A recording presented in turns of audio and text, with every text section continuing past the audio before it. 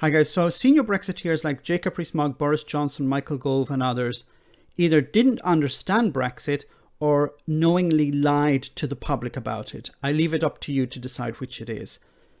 This is a story in the pro-Brexit, pro-Tory newspaper, the Express. It says, British expats in tears as Spain to deport 500 under new rules. Dream over. It goes on to say thousands of British expats face being booted out of Spain for failing to register for residency under post-Brexit regulations. Now, of course, the Brexiteers will blame the EU, they'll blame Spain, they will come up with excuses such as they're trying to punish us. The UK is no longer a member of the single market, and the customs union is no longer a member of the EU. It decided that.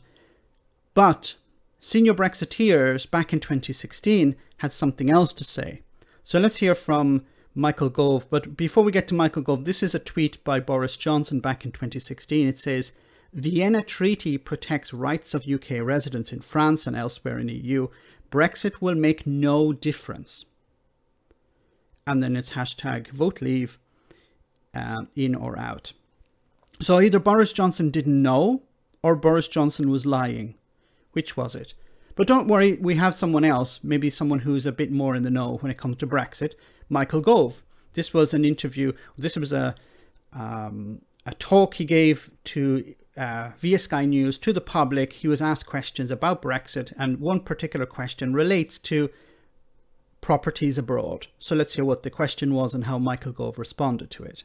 Thank you. Good evening. As Kay says, I own a small retirement apartment in France. So my question is, what will be the consequences of a leave vote for the hundreds of thousands of Brits across Europe who own homes?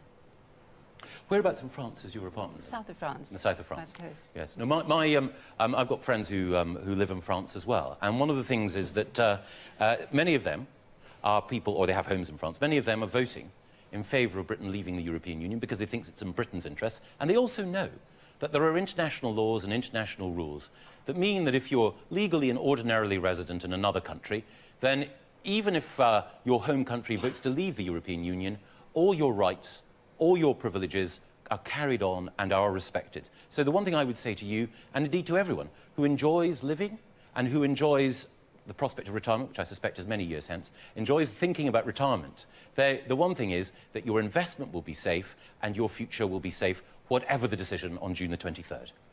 And someone like, someone like the French government would respect those laws. They would have to respect those laws. I mean, someone like the Spanish PM this week has said something completely different about a negative impact on British citizens, which seems wholly unfair.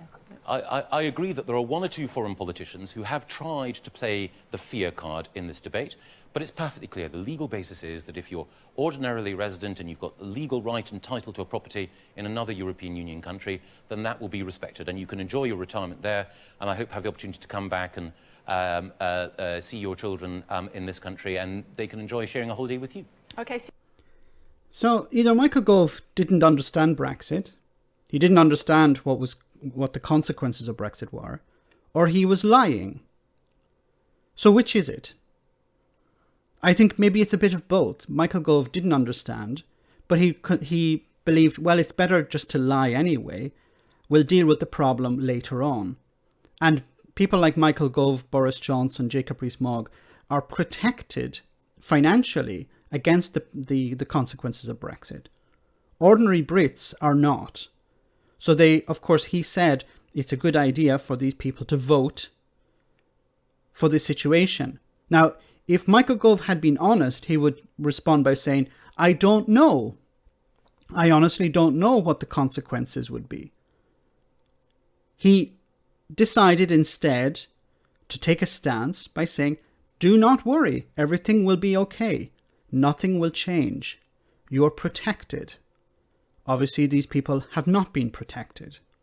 Now, unfortunately, Michael Gove and Boris Johnson and Jacob Rees-Mogg and Nigel Farage, for that matter, have not gone away and been quiet.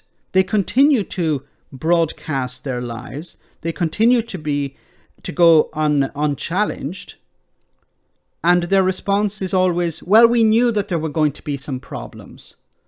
Well, these people didn't know there were going to be problems because you told them there would not be problems. So once again, Is Michael Gove lying, or is Michael Gove misinformed? In either case, he should come out and say, I was wrong. But of course he will not. The Conservative Party, and Brexiteers in particular, will never admit to being wrong.